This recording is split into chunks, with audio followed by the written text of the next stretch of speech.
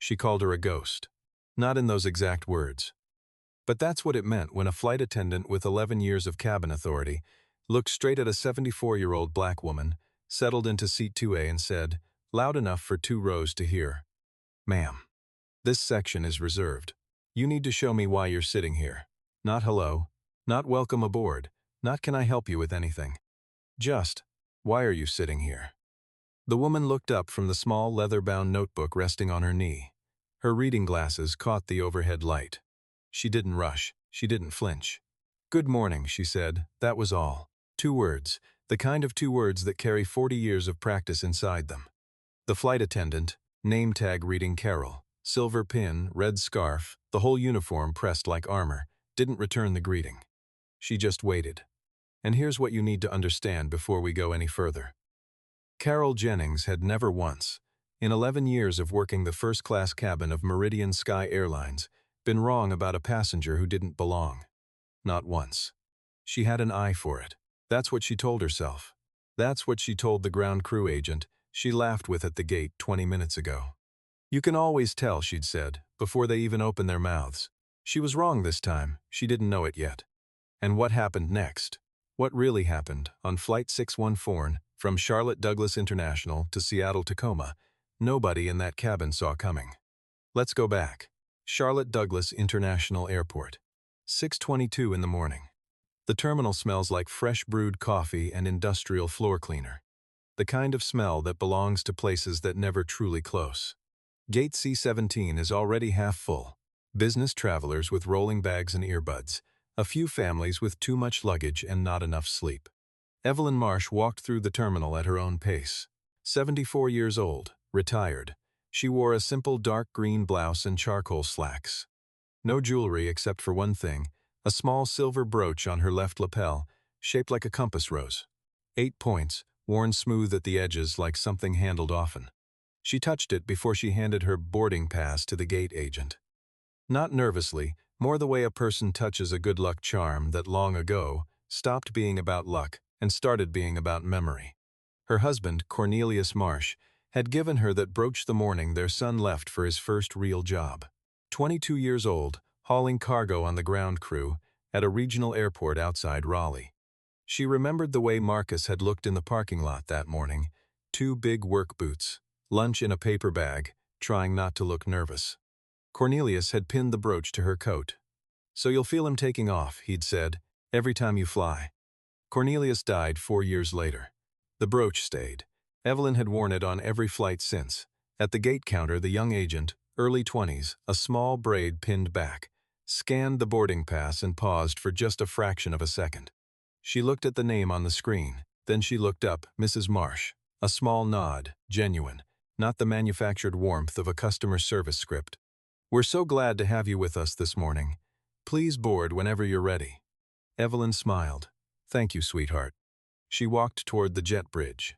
Behind her, the agent watched her go, then quietly turned back to the line. No one in the queue noticed. But hold on to that moment. It matters more than it looks. Near the gate entrance, Carol Jennings was finishing her coffee and chatting with the ground crew lead. She was animated, the way people are when they're comfortable in a space they've claimed as their own.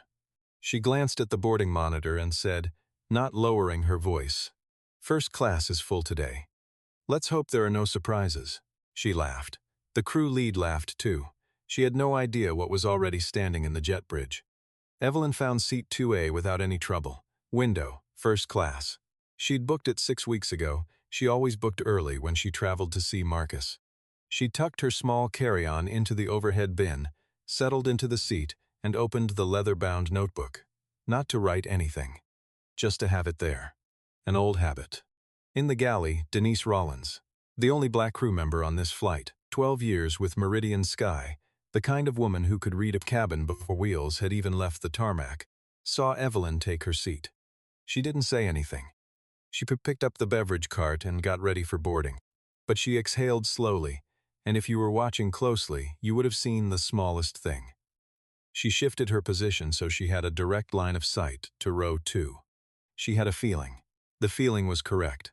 Carol worked the cabin the way she always did. First class was her cathedral, and she moved through it like a priest who had memorized every pew. Seat 1A. Warm smile, champagne offered before he even settled in. Seat 1C, hot towel, a name she remembered, a comment about his usual route. She knew regulars the way good bartenders know their regulars, and she made sure they felt it. Then she reached row 2. She looked at Evelyn. Her eyes moved, quickly, but they moved.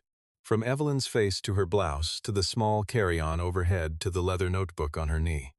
The smile didn't vanish. It just went somewhere it couldn't be seen anymore. Like a light switched off behind frosted glass. She did not say hello. She did not offer champagne. She moved to row 3. Evelyn noticed. Of course she noticed. 40 years of teaching 7th grade English in Charlotte public schools teaches you to read a room the way a doctor reads vital signs. She said nothing. She turned to the window. Outside, the ground crew was finishing up with the cargo hold. In seat 1C, a man named Douglas Hale watched Carol skip row 2. He was a corporate attorney, Charlotte to Seattle route 4 times a year, always first class, always the same seat. He watched what Carol didn't do and then turned back to his phone. He told himself it was nothing. It wasn't. He knew it wasn't. But knowing and acting on knowing are 2 different rooms, and Douglas Hale chose to stay in the first one.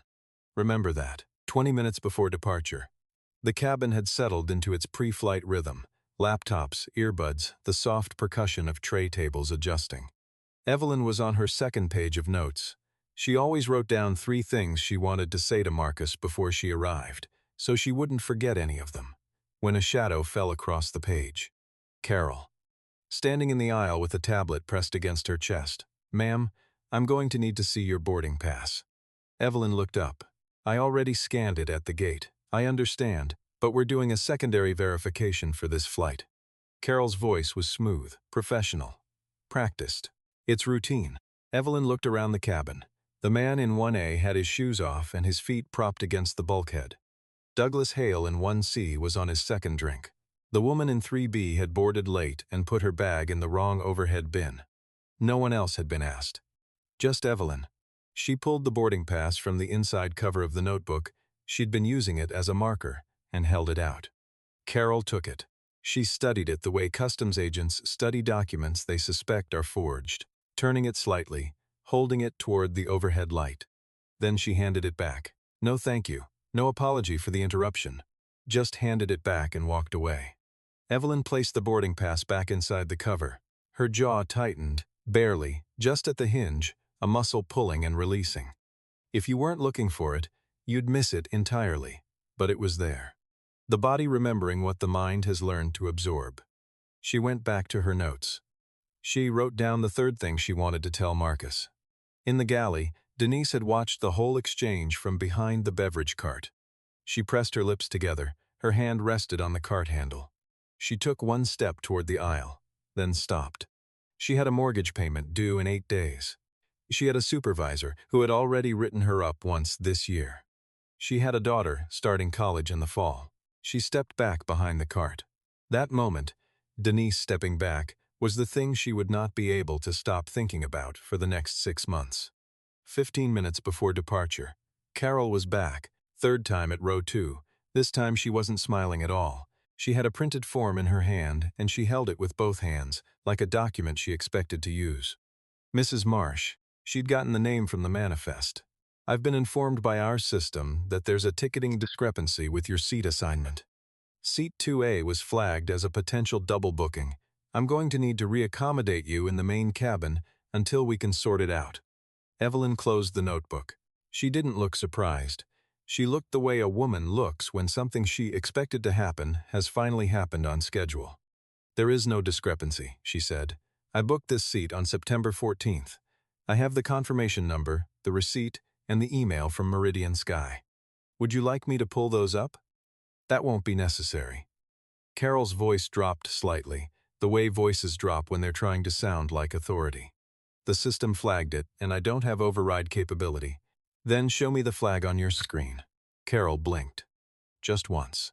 "Passenger data is restricted for security protocols. I can't display that." "Security protocols," Evelyn repeated. She said it slowly, tasting each word. "I've flown Meridian Sky 14 times in the last 3 years. I have never once been told that showing a seat assignment is a security issue. Ma'am, the word came out sharp now, the professional warmth fully gone. I am trying to handle this calmly and with respect. I need you to gather your things and follow me to the main cabin. I am sitting in my seat. Evelyn's voice hadn't raised, not even close. If anything, it had gotten quieter. I paid $847 for this seat. I will not move without documentation of this alleged discrepancy.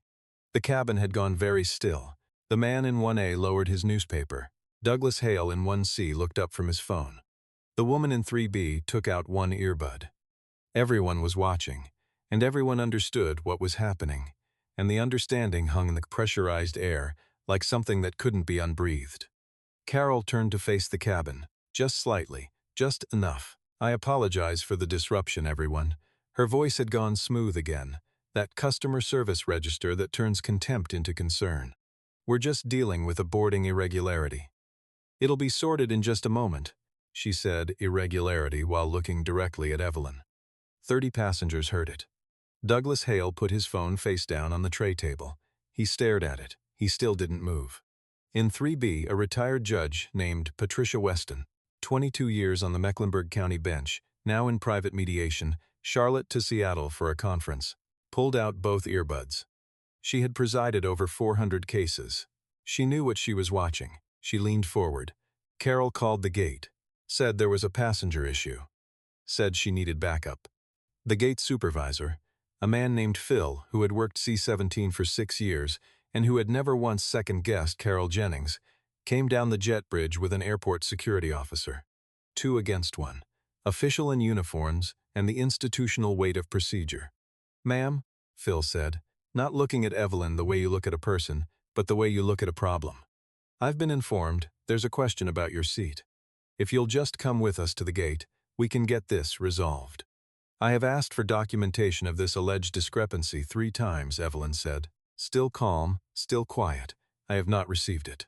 What I have received is a repeated request to leave my paid seat without cause. The system shows. Show me." Phil looked at Carol. Carol looked at the floor for just a fraction of a second, then back up. "I'll need you to come with us," Phil said. "If you refuse, I'll have to note that in the incident report." "Note it," Evelyn said, and she didn't move. The security officer shifted his weight. He had not once in this conversation looked at the tablet or the manifest, or asked to see Evelyn's boarding pass himself. He was taking Carol's word for it. He was taking Phil's word for it. He hadn't verified a single thing. Patricia Weston, in seat 3B, stood up. "Excuse me." Her voice had the particular quality of a voice that is spoken to full courtrooms, and full courtrooms have listened. "I've been watching this exchange since it began. This woman has been asked to produce documentation 3 times and has complied each time. She has not raised her voice. She has not threatened anyone. She has sat in a seat she paid for and asked, reasonably, to be shown evidence of the problem you claim exists. I'd like to know if you've verified her ticket independently, or if you're taking the flight attendant's characterization at face value." Phil turned. He hadn't expected that. "Ma'am, I appreciate your concern, but this is between our staff and the passenger." "I'm a passenger too," Patricia said, "and what I'm observing may constitute a civil rights issue. I want that noted in your incident report as well."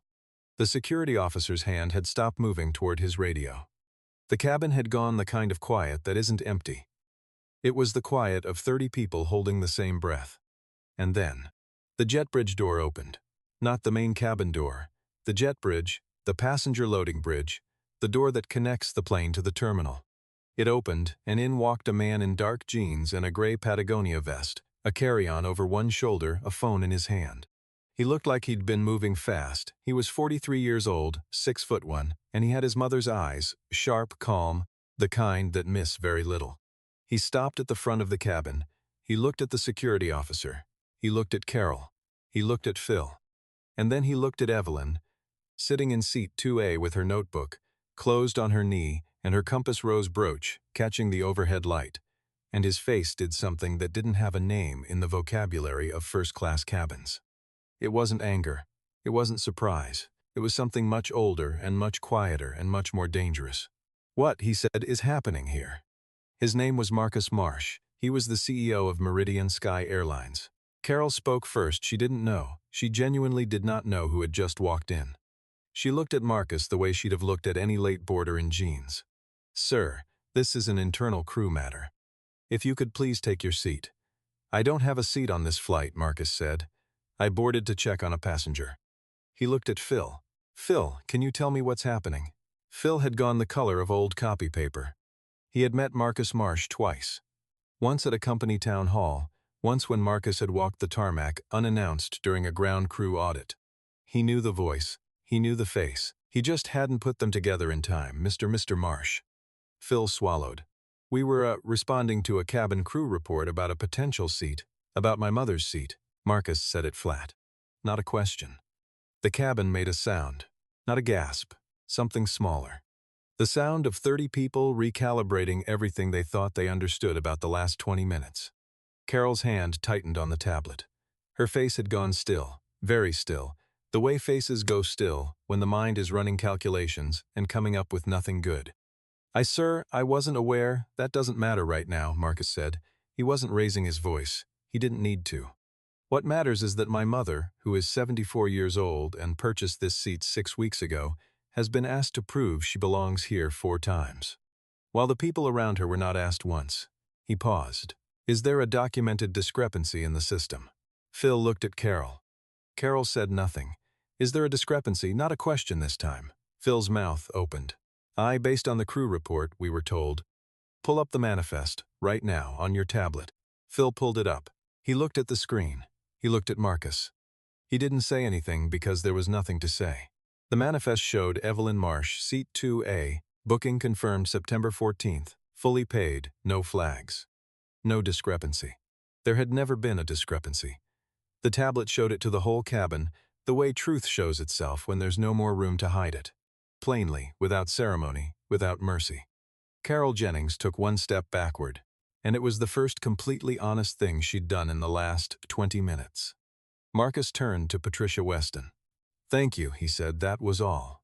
She nodded once, the way judges nod when the right verdict has been entered into the record. He turned to the security officer. "You're going to write your incident report accurately, including the fact that you did not independently verify any claim before acting on it." The officer nodded. He looked relieved, actually. Relieved that the calculus of the situation had become simple and clear. Then Marcus walked to seat 2A. He crouched down in the aisle next to his mother, not towering over her. Level with her. The way you speak to someone when you want to be heard and not performed. Evelyn looked at him. "Mama," his voice changed. All of it. The CEO register, the authority, the contained anger, it all stepped aside for something else. "Are you okay?" Evelyn Marsh looked at her son for a long moment. She touched the compass rose on her lapel, just once, her thumb moving across the 8 worn points. "I'm fine," she said. "I was waiting. I know you were. I've been waiting for longer than this flight." He put his hand over hers. She let him. Then she picked up her notebook and opened it back to her page. "You should go," she said. "You're going to hold up the flight." Marcus stood. He looked at Phil. "You'll have a call from my office before this plane lands. I'll need Carol removed from this flight before departure." He looked at Carol one last time, not with anger, something flatter and more permanent than anger. "This will be investigated. Every prior complaint, every prior flight, every prior passenger who didn't have a son who happened to walk through that door." Carol's mouth opened. "I was following procedure," she said. "I was just doing my job." Marcus didn't answer that. There was no answer worth giving. He walked back up the aisle, off the bridge, and out of sight. What followed was later described by Meridian Sky's legal team as a cascading accountability event. The phrase is precise and cold, and says almost nothing about what it actually felt like. Here is what it felt like. Phil Reynolds was the first one pulled, not fired, that came later in a different conversation, but removed from gate C-17 before Flight 614 even pushed back. He sat in a supervisor's office for 4 hours while 2 HR representatives and a company attorney asked him, very carefully and very precisely, whether he had independently verified a single piece of Carol Jennings's characterization before walking down the jet bridge. He had not. He said so. He was given a formal performance review and placed on a 90-day supervised probation. Carol Jennings. The investigation into Carol Jennings' record took 11 days. Marcus had said every prior complaint, every prior flight, and he meant it. The investigators found what he'd suspected, what Patricia Weston had intuited from Seat 3B, what Denise Rollins had known in her body every time she'd worked a flight with Carol. 3 prior complaints. 3 passengers. 3 incidents where a boarding pass had been verified, where a seat had been flagged, where a re-accommodation had been offered. All 3 passengers were black. All 3 complaints had been filed, processed, and quietly absorbed into the airline's internal system, read by a supervisor, assigned to a file, and never actioned. The system had not failed to catch the complaints. The system had been working exactly as it was built. Carol Jennings was terminated. Cause on the record. No severance agreement. No quiet departure, with a letter of recommendation folded into an envelope. The letter in her personnel file said what happened. Anyone who called would be told what happened. That was Marcus's decision. Some people in legal advised against it. He did it anyway. Because the man who had started as a 22-year-old in 2 big work boots on a cargo tarmac in Raleigh understood something about institutional memory. What you bury comes back up. What you name stays named. What you document protects the next person who sits in seat 2A. Denise Rollins requested a leave of absence. She took 3 weeks. When she came back, she submitted a formal proposal to Meridian Sky's flight operations team, a structured peer reporting framework that allowed cabin crew to document, without fear of retaliation, conduct they witnessed from other crew members. It was the thing she'd wished had existed on Flight 614. It was the thing she'd wished she'd had to stand behind when she'd taken that step toward the aisle and then stepped back. The framework was approved. Denise was named as one of its co-designers. She called it the Cabin Witness Protocol. 6 months later, she was leading training sessions for new hires. She started every session the same way. She told them about Flight 614. She told them about the moment she chose the beverage cart over the woman in seat 2A. She didn't editorialize. She didn't excuse it or condemn it. She just told them the truth. Silence in a cabin, she told every new class, is something the passengers feel in their bodies even when nobody says a word. You think it's invisible. It's not. It never is. Douglas Hale landed in Seattle, made his conference, gave his presentation. He was good at his job. He always had been. But on the flight home, window seat, coach, he'd forgotten to book early. He thought about a woman with a compass rose brooch and a leather notebook, and what it had cost her to maintain her dignity in a room full of people who could have said something and didn't. What it cost her, specifically, that he, who had seen everything, who had understood everything, had turned his phone face down on the tray table and looked away. He didn't tell anyone about this. But when he got home, he called his daughter at college and talked to her for an hour about something he'd witnessed on an airplane. He didn't say what he should have done differently. He just told her what he'd seen. Sometimes that's where it starts. Patricia Weston delivered her keynote at the Seattle conference 3 days after Flight 615. The conference was on civil rights law in institutional settings. She hadn't planned to open with a personal anecdote. She did anyway. She talked about a woman who had asked to be shown evidence of a problem that didn't exist, and who had done so with a steadiness that Patricia, who had maintained decorum in courtrooms for over 2 decades, recognized as something she had rarely seen and never fully understood until that morning. She talked about what it looks like when a person refuses to give a room the reaction it's trying to extract from them. She talked about what that kind of dignity costs and where it comes from. She didn't say Evelyn's name. She'd asked permission, and Evelyn had said, "Don't name it after me. Name it after what it protected." The conference gave Patricia a standing ovation. She thought the applause was for the wrong person. And Carol Jennings. Carol spent the first month after her termination drafting emails she never sent, to HR, to Marcus, to the airline's legal department. All of them said in various ways, "I was following procedure. I was doing my job. I didn't know who she was." That last sentence was the one that finally broke open, because she hadn't not known who Evelyn was. She had known exactly who she'd decided Evelyn was in the first 5 seconds of seeing her. She had made a decision before any conversation happened, and then built every subsequent action on top of that decision, like floors of a building with a cracked foundation.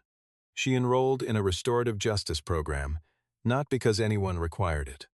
She enrolled because she was not sleeping well and the reason she was not sleeping well had a shape, and the shape was an elderly woman sitting very still in a first-class seat, touching a small silver brooch, asking calmly for documentation that had never existed. The program had her write a letter. It took her 9 drafts over 6 weeks. The final version was 4 sentences. I looked at you and chose what to see before I knew anything about you. I used my position to make that choice feel official. I am not sure I understood the weight of that until now. I am trying to understand it. She mailed it to Meridian Sky's corporate office, care of Marcus Marsh. She didn't expect an answer. She didn't ask for forgiveness. She wasn't sure she had the right to ask for it. 2 weeks later, she got a note back. 3 words handwritten on a card. She read it. She sat with it for a long time. What those 3 words were, only Evelyn knew, and Evelyn, 74 years old, retired, teaching a reading group on Thursday mornings at the Charlotte Branch Library on West Trade Street, had placed the card in the drawer of her bedside table. Beside a photograph of Cornelius and a folded letter, Marcus had written her from the cargo tarmac in Raleigh on his first day of work. Things worth keeping in the same place. 8 months after Flight 614, a Meridian Sky flight left Charlotte for Dallas. New crew, new faces. A flight attendant in her 3rd week on the job, nervous the way you're nervous when you actually care about doing something right, moved through the first-class cabin for pre-departure service. Seat 1A. Welcome aboard, champagne offered, name used. Seat 1C. Hot towel, genuine smile. She reached row 2, a black woman in her mid-50s business suit, briefcase open on the tray table. Reading something dense and official-looking. Not looking up. The new attendant's hand tightened on the champagne bottle just slightly. A half-second's hesitation. The kind that decides everything. Behind her, from the galley, Denise Rollins was watching. She had her cabin witness protocol badge clipped to her chest and 11 years of history in her body, and she watched the new attendant hover at row 2, and she said nothing. She didn't need to. The new attendant turned back. She smiled. Not the professional one, the real one, the one that lives behind the professional one when you let it out. Welcome aboard. Can I get you started with something to drink before we push back? The woman in seat 2A looked up from her briefcase. Sparkling water, please. Thank you. Of course. No scene, no resolution, no one watching, no one who would write about it or record it or hold it up as a symbol. Just a woman in a first-class seat being treated as though she had always, obviously, exactly belonged there. Which she had. Which they all do. In a kitchen in Charlotte, the morning light came through the window the way it always did. Slowly, without announcement, spreading across the floor like something patient and certain. Evelyn Marsh sat at the small table where she had eaten breakfast for 31 years. Her coffee was warm. The compass rose brooch was on the table, beside her reading glasses. She wasn't going anywhere today. No flights, no gates, no jet bridges. She picked up the brooch the way she always did, carefully, like something that breathed. Turned it over, 8 points, worn smooth. Cornelius had given it to her so she would feel Marcus taking off every time she flew. What she felt this morning was something else. Something she didn't have a word for, which was fine. Some things don't need words. Some things just need to be set back down on the table, gently, and left in the light. She put the brooch down. She picked up her coffee. Outside, someone was mowing a lawn. A dog was barking 2 houses over. A car was pulling out of a driveway at the end of the street. The ordinary world, doing what ordinary worlds do. Evelyn opened her leather notebook. She started writing down 3 things she wanted to say the next time she saw Marcus. She had never, not once, run out of things to say to her son. If this story stayed with you, not because of what happened, but because you recognize something in it, some room you've stood in, or some moment you've looked away from, leave a comment and tell me which part. Was it the woman who stepped back to the beverage cart and couldn't stop thinking about it? The man who turned his phone face down and looked away? Or was it her, sitting completely still, asking for documentation that never existed, because she had learned long ago that dignity isn't something a room can revoke? I read every comment. If someone you know needs to hear this story, share it. Not because it will change everything, but because sometimes one story, heard by one person, on one ordinary morning, changes the next door they walk through.